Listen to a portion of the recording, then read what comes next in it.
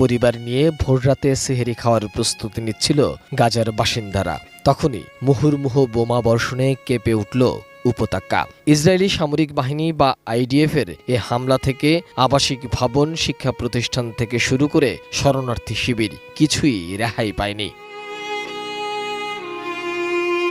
এই হামলায় গাজার উপরাষ্ট্রপতি, প্রধানমন্ত্রী, হামাসের শীর্ষ নেতাসহ অন্তত 4 শতাধিক ফিলিস্তিনি মঙ্গলবারের এই বিমান হামলায় নিহত হয়েছে, যাদের মধ্যে রয়েছে বহু নারী ও শিশু। এছাড়া ধ্বংসস্তূপের নিচে আটকা পড়ে আছে অনেকেই। ফলে হতাহতের সংখ্যা আরও বাড়তে পারে বলেও ধারণা করছে ফিলিস্তিনির স্বাস্থ্য কর্তৃপক্ষ।